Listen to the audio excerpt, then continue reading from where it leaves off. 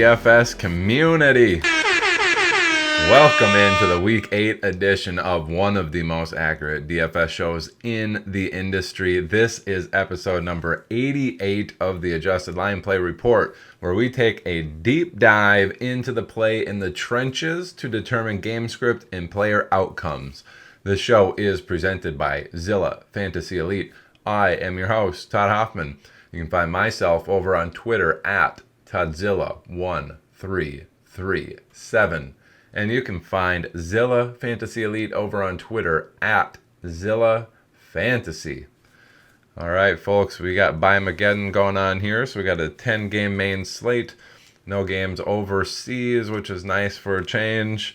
And then we just got a Sunday night and a Monday night game. So 12 total games. We can maybe bust through this pretty quick compared to some other episodes. Starting off here with the first game on the main slate, Dallas heading into Denver on a 51 Vegas game total. 3.5 point home favorites here for Denver gives them a 27.25 team implied total. Dallas at 23.75 for their team implied total. Good for third and ninth best on the main slate, again out of 20 teams. Offensive versus defensive matchup for the away team. All green across the board for offense and defense here, so it should be interesting. Dallas, number 2 in offensive pass protection. Denver, number 1 in defensive pass rush. So been able to get after the quarterback, generate a lot of sacks. Dallas been pretty good at not taking sacks. So in these scenarios, hey, it's pretty evenly matched. I would say in those scenarios, though, Dallas used to not taking sacks. They might be under a little bit more pressure than they otherwise have been used to this year, so probably need to get the ball out a little bit quicker. I think that favors CeeDee Lamb and Ferguson a lot more than anyone else in that particular matchup. They're going to need to get the ball out quick, and that's probably how they're going to mitigate and game plan for that pass rush. And then pass DVOA, Dallas number 6, Denver number 7. That's pretty evenly matched. Typically in those scenarios, I say studs eat. That is probably CeeDee Lamb, so he could really have a good game here based off of this. I'm not saying he could really have a good game, but based off of Denver's otherwise normally very good matchup, I'd expect CeeDee Lamb to be able to have a pretty good game in this. Then run blocking even up, 6 for Dallas's offense, 6 for Denver's defense, and then Dallas's run DVOA is number 3, Denver is number 9, so slight favor there for Dallas, but really all to say, hey, Dallas has been really, really good on offense. This is a defense where that might not look as good going into the next or going into the following week, week 9. We might sit back here and say, ooh, Dallas didn't do as well as they had been all season. This Denver defense is legit, and they are on the road. So an interesting one there. We'll see how this ends up performing. They say, hey, Dallas has opportunity for 24 points with this being fairly even matchup. I think Dallas, rather than being super good, probably just going to be a standard day at the office. Is 24-ish points is probably pretty accurate. Then on the Denver side, number 3 in offensive pass protection, not taking a lot of sacks. Dallas, number 29, not generating a lot of sacks. So Denver should have plenty of time to throw. I know there's somebody who usually gets the ball out very quickly anyway, so wouldn't expect to see any sacks from the Dallas side. Then pass DVOA, Dallas has been pretty bad on defense. Number 27, sounds like Diggs will be out as well, so one of their starting cornerbacks will be out. Denver, number 21 in pass DVOA has been pretty bad, but against this Dallas unit, they might look a little better than they have so far this year. On the run game, that's also pretty good for Denver. Number 12 in run blocking. Dallas, number 22 in stopping the run. So pretty heavily favored there in the favor of the offense. And then 18 for run DVOA in Denver. Dallas, number 27. Based off of this, I would say, hey, Denver going to have plenty of time to throw. Their pass game should look better than they have been so far this season. And this run game should be pretty solid this week. Both teams play very fast. Number 4 for Dallas, number 6 for Denver, a neutral situation pace of play. I'd expect that to probably continue in this. If you're looking for people, at DFS, I would say Dobbins is maybe somebody that's going to be low rostered. I don't know how much attention he's going to get in this game against Dallas, but that looks like a very good spot for him. CeeDee Lamb probably going to be highly rostered. but he should have a good game too. The Denver defense could keep that Dallas side a little bit lower in the rostered percentage, though. All right, number 2 game on the slate, still up here at 49.5 for the Vegas game total. It's Baltimore and Chicago in Baltimore. That is a 7-point home favorite there for Baltimore with Lamar Jackson supposed to be coming back. He is still listed as questionable, but sounds like he will play. There's maybe a very slight outside chance on a warm-up that he tweaks something and he doesn't, but for now, he's planned to be in there, and the Vegas line says Baltimore should win by 7. That gives them a 28.25 team implied total, good for number 2 on the main slate. Chicago at 21.25 is 13th out of 20 teams. Offensive pass protection side, Chicago actually not taking a ton of sacks when you'd expect it, or when you would least expect it, I guess. They're number 6 in offensive pass protection. Baltimore number 31 in that defensive pass rush. They're just coming off their bye. They might get some defensive pieces back, but this really is suggestive that Chicago should have plenty of time to throw, which is good for Mr. Williams over there. Defensive pass DVOA, pass DVOA. Chicago number 15 on offense. Baltimore number 26 on defense, indicative that, hey, Chicago going to have time to throw. They should be very effective when they do throw it. Wheels up for the Chicago pass game.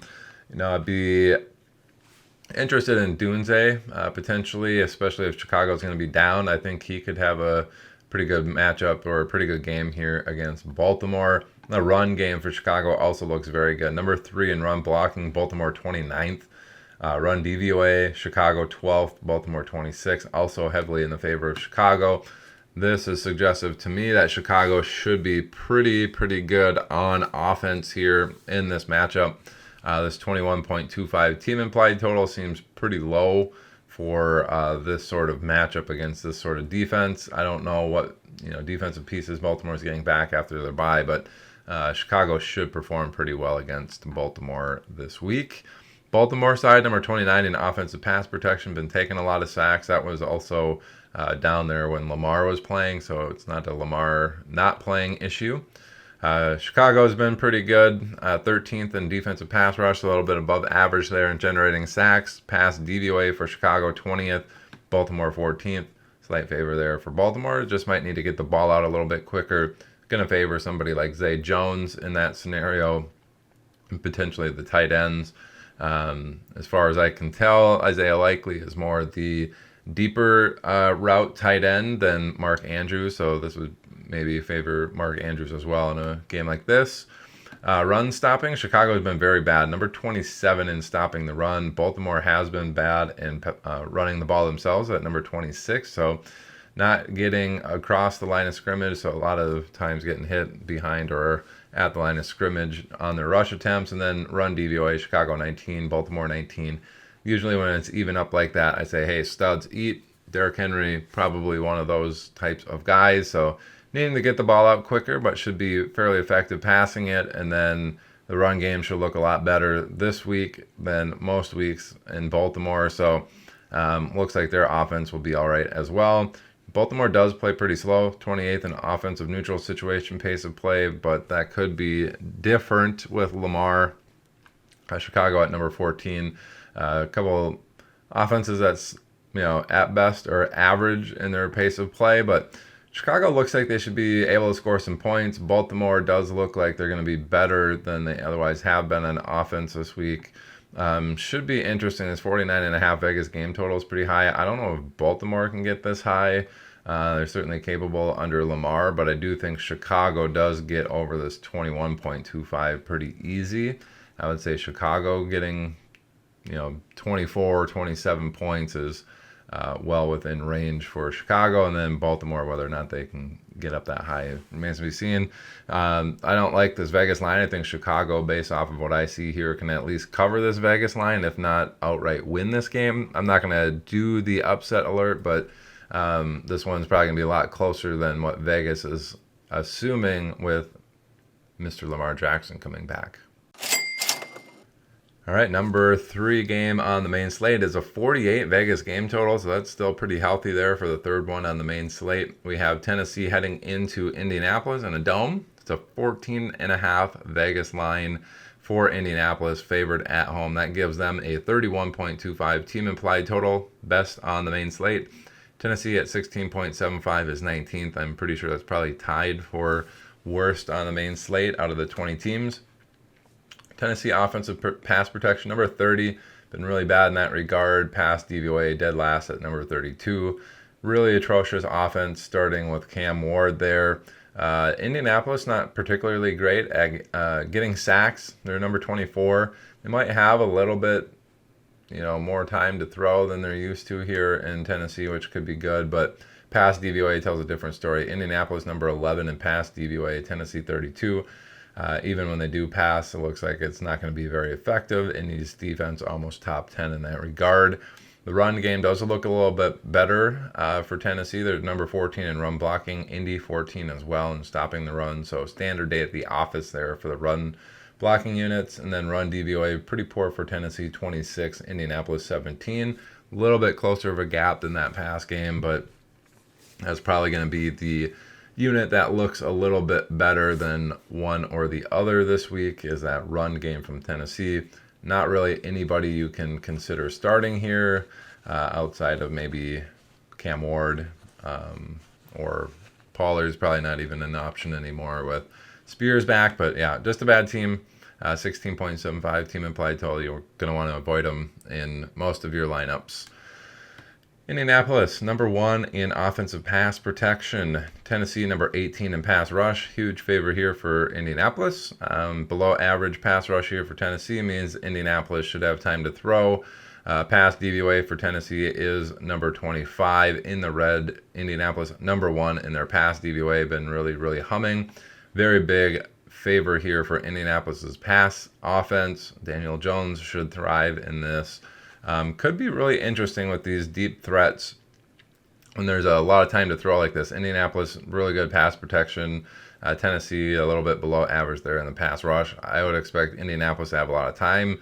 It's at home. Somebody like Alec Pierce in this situation could be a very sneaky DFS dart throw. Watch out for him. And if you're looking for salary savings, I think he could be somebody that's interesting. Now take into consideration that Indianapolis is probably going to be leading in this game quite a bit. They're probably going to be leaning on Jonathan Taylor in that run game, which also has a very good matchup, even better, if you will, than the pass game. Run blocking for Indianapolis, number 5, Tennessee 19, and stopping the run. So Indianapolis very heavily favored in that department. And then the run DVOA, even bigger discrepancy than the pass game. Indianapolis number 1 in that DVOA as well. Tennessee 28th. Expect Jonathan Taylor to have a massive game here against Tennessee. Would not be shocked to see him with over 150 yards and 2 touchdowns. I would bet that his multiple touchdown prop, like 2+, is actually, less than a 2x this week with Tennessee's defense being this bad. Otherwise, looks like Indianapolis 14.5. Vegas line should be pretty accurate. Tennessee 16 points. They might get there this week based off of what I see, but not a very good game for them. Looks like another L coming their way. All right, number 4 game on the slate is tied for number 4. It's at 46.5 for their Vegas game total. Is Tampa Bay heading into New Orleans? Tampa Bay 3.5 point road favorites here. That gives them a team implied total of 25, and that is 8th best on the main slate. New Orleans at 21.5 for their team implied total is 12th best on the main slate. Offensive pass protection, Tampa Bay number 7, New Orleans number 22 in the pass rush. Should have plenty of time to throw here in Tampa Bay. Not going to be taking sacks, which is good for Emeka Egbuka. He will be peppered with targets in this, and I'm sure he's going to have a monster game in this. Tampa Bay 12th in pass DVOA. New Orleans Saints 28th in pass DVOA. So big favor here for Tampa Bay's pass game, and really all the bodies left in town. It's Tez Johnson essentially and Emeka Egbuka. I wouldn't be surprised to see Emeka Egbuka with 10+ receptions in this, over 100 yards, 1 touchdown minimum. So he should have a big game here. Tampa Bay run blocking, number 11. They've been pretty good in that regard. Bucky Irving still out. Saints, number 28, and stopping the run. I'd expect a lot of positive yardage when they do run it. So looking good there. And then run DVOA, Tampa Bay 20, New Orleans 21. Probably a little bit more effective than they otherwise have been so far this year. Tampa Bay kind of below average, but Saints also below average in that regard. Does look like Tampa Bay is going to put up a lot of points. This 25 seems a little low. This is a dome game. I think Tampa Bay can come in here and really scorch the Saints here on offense, so that's good. I would bet the over on this Tampa Bay 25 points.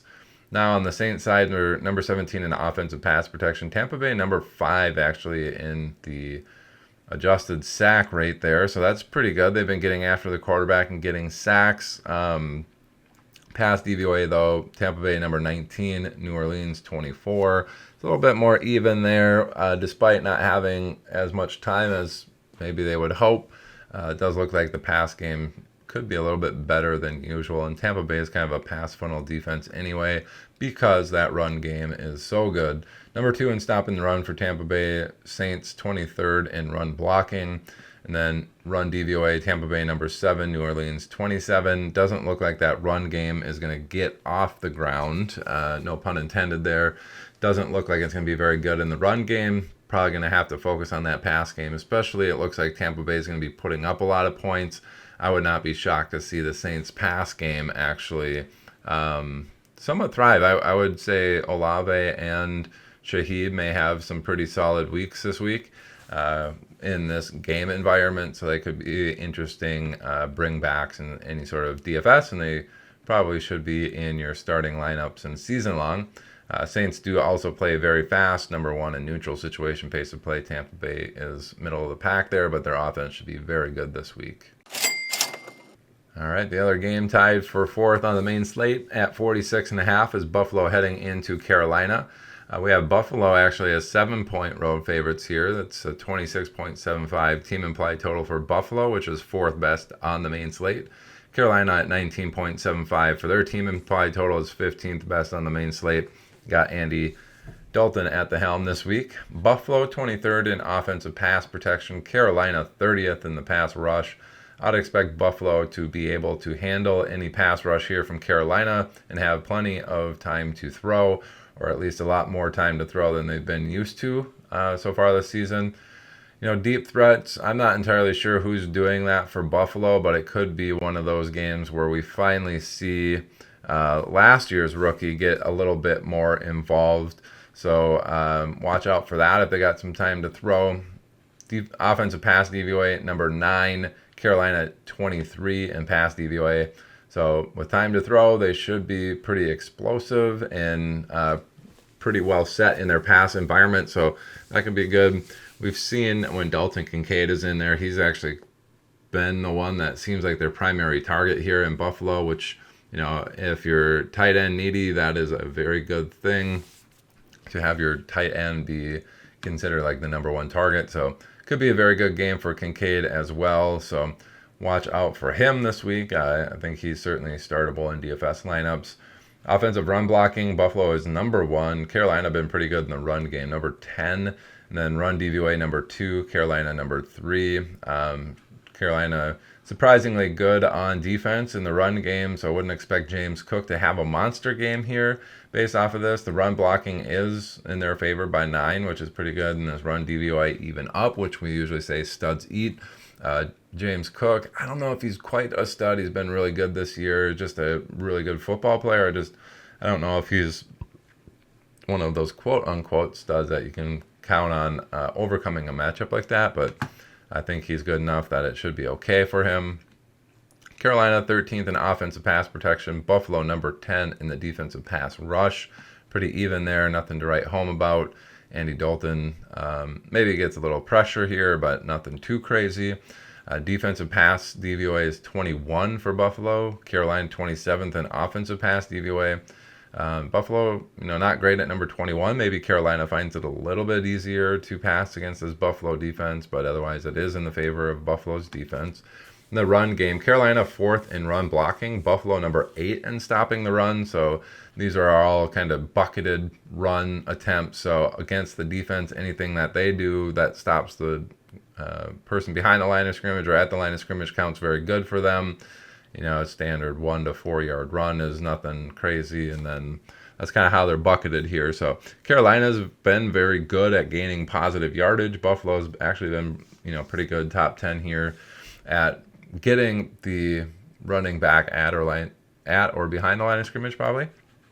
So pretty even here, slight favor of Carolina, but just the standard day at the office, I guess, for the run blocking game. Run DVOA completely different though. Buffalo number 32, Carolina number 7. Does look like the run game should be pretty effective here for Carolina, despite this even matchup here. So would expect the two running backs there, Rico Dowdle and Chuba Hubbard, to have a decent game here against Buffalo in terms of maybe ripping off some explosive runs. Buffalo does play really slow. They're number 32 in neutral situation pace of play this year, Carolina 19. That leads me to believe that maybe not as many points get scored by this Buffalo team. 46.5 Vegas game total isn't crazy. So 26 points for Buffalo, I think, is well around what they're going to get here against Carolina, and whether or not Carolina can pull up their side remains to be seen, but they do like to run the ball even when they're trailing. So Carolina does like that aspect of the offense. So I think they will actually be pretty successful doing that this week, and maybe a little extra incentive with Andy Dalton on behind center. All right, we got the next game on the main slate is number 6. It's tied for 6th on the main slate at 44.5. This is Miami heading into Atlanta. Atlanta 7.5 point home favorites here, giving them a team implied total of 26. That's 5th best on the main slate. Miami 18.5 for their team implied total, 17th on the main slate out of 20 teams.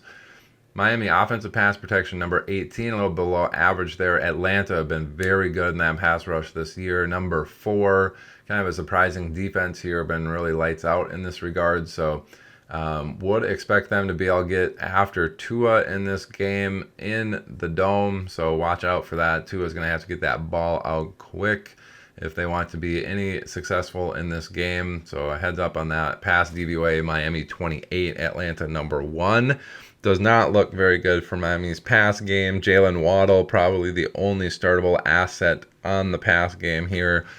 Would not be interested in starting Tua, even if I'm in a super flex league. I would try to find somebody else in this matchup. Does not look good for him. Run blocking side, Miami number 29, been bad in that regard, but Atlanta 31st in stopping the run, so they've been allowing a lot of people to get at or to the line of scrimmage pretty frequently. This is probably pretty good for Devon Achane. He could rip off a few bigger runs. That run DVOA is 14, Atlanta 22. So if Miami wants to do anything in this game, it's going to be through the run game. If they're going to need quick passes as well, that could be Achane getting involved there. I think Achane also has a pretty solid volume-wise game here in Atlanta, but if he can rip off a long run for a touchdown, he should be good in fantasy. Otherwise, without that touchdown, he's not going to hurt you this week. I think that volume will be there to kind of boost him up, but without that touchdown, I don't think you're going to be incredibly happy with his performance this week. It just might be one of those, hey, he got me 12 points on 120 total yards or 100 yards and some receptions, whatever the case is. So should be fine, but if he scores, you'll be happy for sure with his result. Atlanta on offense, number 4 in pass protection. Miami 21st in the pass rush, so Atlanta should have plenty of time to throw. This should be good for Michael Penix. Miami's actually worse than Dallas and some of these other teams. They're 31st in pass DVOA on defense. Atlanta middle of the pack at 16. Should be very good day for Atlanta to pass it lots of time against a very bad pass defense.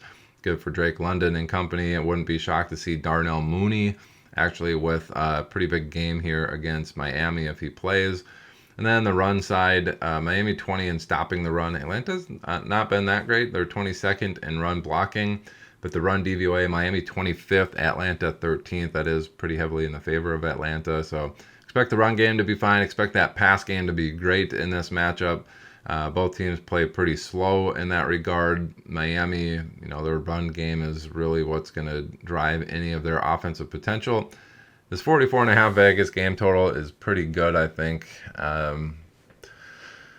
Wouldn't really place any money on that, but slow game pace. Atlanta's offense actually should be pretty good. I see them putting up 26 points. Miami, 18.5 seems a little dicey.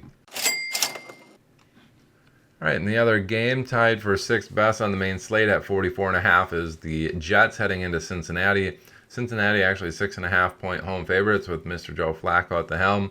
Gives them a 25.25 team implied total, sixth best on the main slate. The Jets at 19.25 are 16th best on the main slate. If you can look at this, the Jets red across the board on offense, Cincinnati red across the board on defense. So one of those where the Jets have been really, really bad on offense, but they're facing a defense that has been really, really bad on defense. So could be better than usual for Tyrod Taylor as he is starting this game. So Jets 32nd in pass protection, Cincinnati 28th in pass rush. Taking a lot of sacks there. That's kind of Justin Fields' MO. He's not very good about getting the ball out of his hands. But Cincinnati not really generating a pass rush. Tyrod Taylor, with time to throw, he could be pretty effective. He just doesn't really have anybody to throw to besides Mason Taylor. Pass DVOA-wise, Jets 30th, Cincinnati 30th. I'd expect the pass game to be relatively good compared to what they have been so far this season, which has been atrocious. Run blocking wise, Jets 25th, Cincinnati 32nd. Offensive run DVOA, Jets 25th, Cincinnati 29th. I would expect the run game to actually be pretty good here for the Jets. I wouldn't be shocked to see Breece Hall with a pretty solid run game this week against the Cincinnati defense. And he is certainly capable of hitting some home runs, so would not be shocked to see him bust off a long run for a touchdown in this and finally give some fantasy managers a successful week in this fantasy season. Cincinnati side 13 in offensive pass protection, Jets 20th in pass rush. And then in the pass DVOA, Cincinnati been pretty bad, 25. Jets, though, 31st in defensive pass DVOA. So we do have the AFC East with the 32nd and the 31st defensive pass DVOA in their division. All to say, Joe Flacco actually may have an okay amount of time to throw the ball, and he should be relatively effective against this Jets defense, despite them having Sauce Gardner. They have been getting handled, and I think it looks like Cincinnati should be all right here in the pass game. Run game, a little different story. Jets have been fairly good there, 11 in stopping the run and number 4 in run DVOA. Cincinnati 27th in run blocking, 17th in run DVOA. Have not been very good this year running the ball in Cincinnati, and it does look like if Cincinnati is going to move the ball against the Jets, it's going to be through the air. So it's an interesting one. Jets can be a little bit better than expected. Cincinnati, that run game looking pretty poor. Pass game is kind of even up to an extent. To be honest, I think Evan McPherson could have a really big game here. I don't know what the wind's going to be like here in Cincinnati, but I could see him kicking 3 or 4 field goals in a matchup like this where the run game just can't get it going. Pass game is moving it fairly decent, and then they're just stalling out in some of their drives because Chase Brown can't gain positive yardage in this or do anything on the ground, and then they're kicking 5 or 6 field goals in a matchup like this. Should be an interesting one for the Jets at least to maybe do something on offense, but yeah. All right, number 8 game on the main slate. Giants heading into Philadelphia on a 43.5 Vegas game total. Philadelphia, 7-point home favorites despite getting absolutely blown out of the water by the Giants 2 weeks ago on Thursday night. Philly's still 7.5-point home favorites here. That gives them a 25.25 team implied total. Good for 6th best on the main slate. Giants at 18.25 is 18th best out of the 20 teams. Giants 22 in offensive pass protection. Philadelphia actually hasn't been gaining a lot of sacks this year. 25th in that regard, meaning, hey, wouldn't expect Jackson Dart to take a lot of sacks in a matchup like this. But pass DVOA, Giants 22nd, Philadelphia number 8. Does indicate that the pass game won't be that explosive. It hasn't necessarily been that explosive with Jackson Dart at the helm. And no Malik Neighbors, they don't really have an explosive option. And to be honest, it seems like Theo Johnson has been their most explosive player on offense since Neighbors left, which, as a tight end being your most explosive player, that's probably why we see a DVOA of 22. Wouldn't expect the pass game to be great there, but maybe a little bit more time to throw compared to what they're used to. Run blocking wise, the Giants should be pretty decent in that regard compared to the pass game anyway. 20th in run blocking, Philadelphia 30th in stopping the run. And then run DVOA, Giants number 21, Philadelphia 23 in the run DVOA. So pretty even there in the run DVOA and better in the run blocking. Giants should be able to gain positive yardage here. Looks like if they're going to be moving the ball, it's probably going to be on the ground. That could include Jackson Dart having some pretty good success there on the ground against this Philly D. Offensive pass protection for Philadelphia has been 24. Giants 19 in that pass rush. Pretty even there. Standard day at the office. Philly should be okay and nothing to write home about there.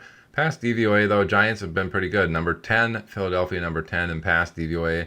Even up matchup there. Studs eat. We do have A.J. Brown already ruled out, so that should be good for Devonta Smith and Dallas Goedert to perform pretty well in this matchup.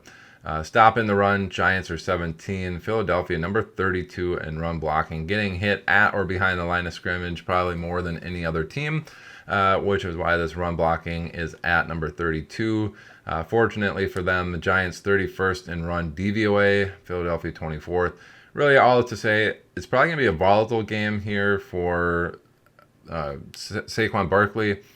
Probably going to get hit at or behind the line of scrimmage fairly frequently, but probably going to rip off some explosive runs here against this Giants squad. So could be an interesting one here. Philly plays really slow at number 27. Giants actually pretty quick at number 8 on offense. So kind of an interesting one there.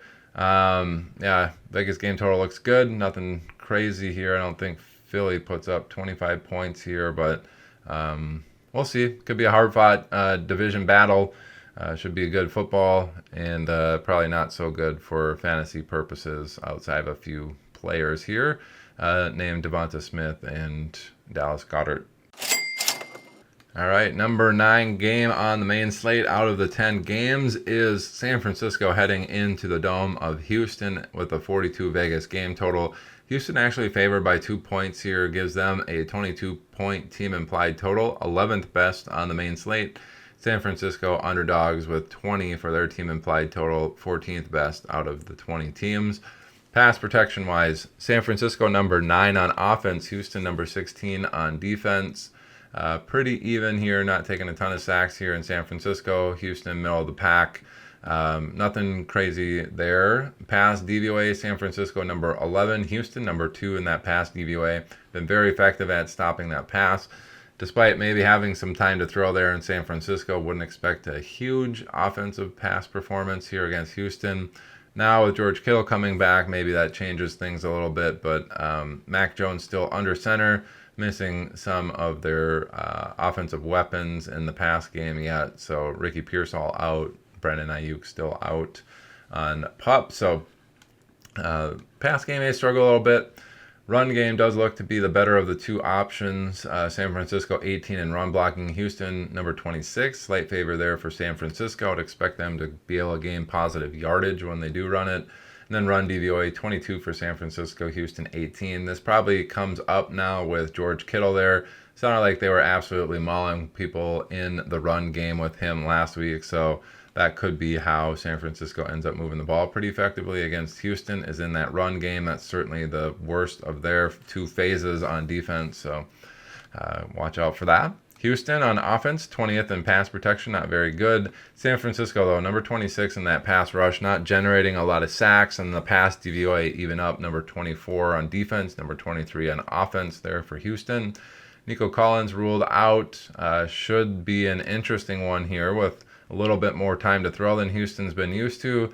Pass DVOA, that's even up. I don't think Houston has any studs right now in their lineup, but they could be more effective than usual throwing the ball this week. I would say if you have Stroud, this is probably a good spot for him this week.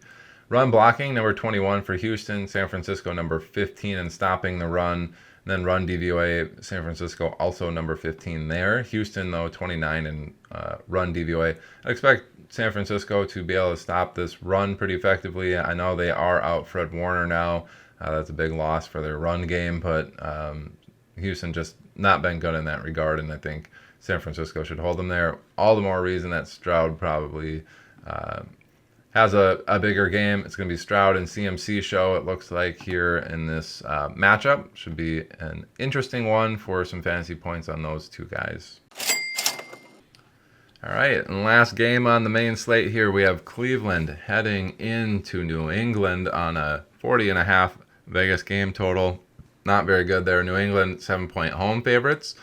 Gives them a team implied total of 23.75. That is good for number 9 on the main slate. Cleveland 16.75 for their team implied total, tied for dead last at 19. Cleveland 16 in offensive pass protection. New England 13 in the pass rush. Pretty even matchup there. Same with the pass DVOA. Cleveland 31st in pass DVOA. New England 29th.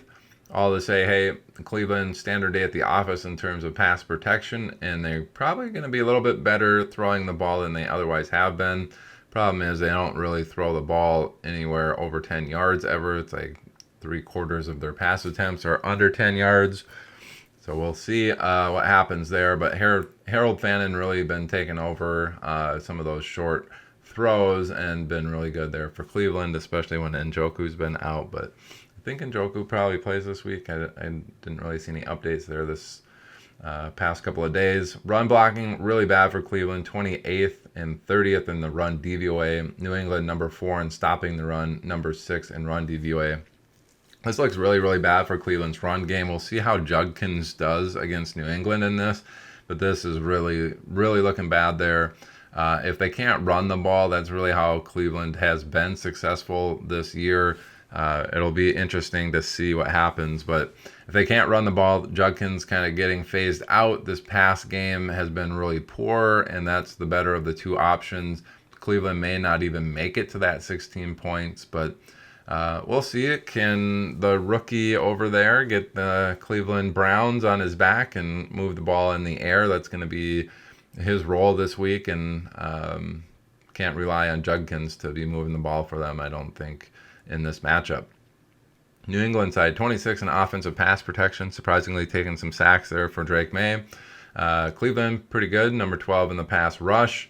DVOA-wise, New England, though, number 4 in pass DVOA, Cleveland 14th in the pass DVOA. All to say, might not have the most time in the world to throw, going to be getting out of the pocket, but it seems like Drake May is still able to overcome that kind of a matchup. He's been really successful here, so pass game probably going to be under a little pressure, but should be fairly effective moving the ball when they do pass.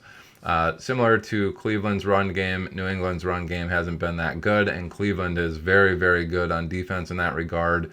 Looking like a really bad game for New England's run game here.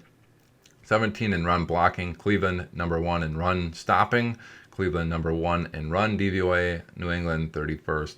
Looks like a really, really bad game for New England's run game. Looks like a really bad game for Cleveland's run game. And that's how Cleveland really moves the ball. This 40.5 maybe seems a little high, especially if New England really, they're going to have to do a lot of the heavy lifting to get this total to 40.5 points, it looks like. I do like Drake May. He's probably going to be heavily leaned on in this game. You know, being under pressure, I could see him scrambling a few times. I would not be shocked to see him with, you know, over 50 or 60 yards rushing in this and probably over 250 yards passing. It's probably going to be a really good game for him and pretty much no one else in this matchup. Maybe a few pass catchers there from New England, but kind of get spread around between Diggs and Booty and some of the tight ends there. If anybody's going to have a big game, it would be Diggs or Booty. But yeah, you're really not looking to start a ton of people in DFS in a number 10 out of 10 matchup, but I think Drake May actually is somebody that is capable of starting this week. All right, with the main slate out of the way, we're humming right along. We're going into Sunday Night Football. Green Bay heading into Pittsburgh here for Aaron Rodgers to take on his former team. Aaron Rodgers actually home dogs here by 3 points. So Green Bay going into Pittsburgh as 3-point road favorites gives them a 24.25 team implied total on the 45.5 Vegas game total. Pittsburgh at 21.25 for their team implied total. Pass protection wise, Green Bay 11 on offense, Pittsburgh number 9 on the pass rush. Pretty even matchup. Should be okay, but maybe a little bit more pressure than Green Bay has been used to. Pass DVOA-wise, Green Bay number 8, Pittsburgh 18. Slight favor there for the offense. I'd expect the pass game to be okay here for Green Bay. The run game looks to be a little better. 13 for run blocking in Green Bay, 10 in the run DVOA for Green Bay, so 13 and 10. Pittsburgh 21 and 24 in those two categories. So it looks like a good game here for Josh Jacobs. Pass game should be okay, but Josh Jacobs is going to have the better of the two matchups here. I'd expect him to get volume and be pretty successful here against this Pittsburgh defense. Pittsburgh side, number 7 in offensive pass protection. Green Bay number 17 in that pass rush, despite having Micah Parsons. This does indicate that they won't be taking a lot of sacks there in Pittsburgh on the offensive side. Pass DVOA, though, Green Bay, number 5, top 5 defense there in the pass DVOA. Pittsburgh, middle of the pack in the pass DVOA, number 17. Maybe struggle a little bit in that efficiency metric throwing the ball. Run game, Pittsburgh has been really good, number 9 in run blocking, number 4 in run DVOA. Unfortunately for them, Green Bay, number 5 in stopping the run, number 10 in run DVOA. That is the better of the two matchups for Pittsburgh's offense is running the ball, but yeah, does look like Green Bay can be able to run the ball pretty effectively here against Pittsburgh. Should be okay passing the ball. I do like this Vegas game total, or excuse me, game line that says Green Bay favored by 3. I think they can go into Pittsburgh here and pull out this game. Neutral situation, pace of play is 24 and 25 for these teams, so pretty slow. And there's a Vegas game total of 45.5. It's not too high, it's not too low. One of those scenarios where maybe I start thinking, hey, maybe I'll put a kicker in there. It's not a scenario where I think there's going to be a ton of pressure on any of these guys for a defensive, score anywhere. But maybe I put in Pittsburgh's kicker. He does look like, Pittsburgh's offense can be struggling. Maybe they get into field goal range 4 or 5 times, and then he's kicking mostly field goals, and Pittsburgh doesn't score a ton of touchdowns in this. But that's how I would attack it. And in an island game style, I'd be looking for that Pittsburgh kicker, and then probably Josh Jacobs as my captain. Monday Night Football here. We have Washington Commanders heading into Kansas City. It's a 47.5 Vegas game total, which is pretty healthy. The line there, though, is 12.5-point home favorites for Kansas City. Gives them a 30-point team implied total. Washington a 17.5 team implied total with Marcus Mariota at the helm. Washington side, number 27 in pass protection, been taking a lot of sacks. Kansas City 13th in that pass rush. Would expect them to be under some duress here. Mariota's got some mobility to him. He might get flushed out, get some rush attempts here, but really should be under pressure to get the ball out quickly. He's going to have to probably get it to Ertz and McNichols and anybody else that's willing to catch passes out there.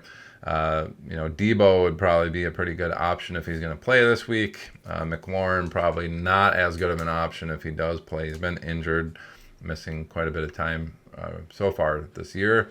Run blocking, though, looks pretty good. Washington, number 15 in run blocking. Kansas City, 23rd. Slight favor there for Washington's defense. Then run DVOA, Washington, number 11. Kansas City, 13. Pretty even there. It is the better of the two matchups. The run game here should be okay in that department. Bill Krosky Merritt, definitely should be in a starting lineup of yours if you have him on your team. I wouldn't expect a huge game out of him, but Washington probably going to have to use him in the run game there. Kansas City side, number 10 in offensive pass protection. Washington, very good at generating sacks at number 7. Might be a little bit of pressure there for Patrick Mahomes in this, needing to get the ball out quickly. Fortunately for them, they got all sorts of guys that they can have underneath, and that's pretty much been their MO for their offense, is they kind of dink and dunk Rashee Rice back. This kind of favors him pretty heavily. Kansas City, number 3 in pass DVOA. Washington, 22nd in pass DVOA. I expect Kansas City to be pretty explosive despite getting the ball out quickly. They should be very effective in the pass game there. Run game wise, Kansas City number 8 in run blocking, number 9 in run DVOA. Washington, though, have been pretty good in that regard. Number 7 in stopping the run, number 12 in run DVOA. So maybe not the best matchup for the run game there. I'd expect that pass game to need to get the ball out quick, but be pretty effective when they do. I do see Kansas City winning this against Washington with Mariota at the helm. I don't know if Washington can put up a ton of points, but I also don't know if I see Kansas City scoring 30 in this. I'm fine betting the under on the Vegas game total because I have question marks with Kansas City hitting 30 and Mariota being able to put up 18 points in a matchup here against this Kansas City defense. Seems like a tall task for him as well. Anyway, that's going to do it for this week's episode of the Adjusted Line Play Report. Buzz right through that this week with just 10 games on the main slate and 2 other island game matchups. So hopefully you took some information away from these matchups and how the game play might happen in these games to go out and make those proper start-sit decisions and those lineup decisions and your prop bet decisions all the more successful. Anyway, that's what we're here for, provide you a little bit more info to make those decisions a little bit more informed. And that's it. We're going to do it for week 8 here. Thanks for watching. Hopefully you made it this far. Have a good one. Let's go win some money together. Peace.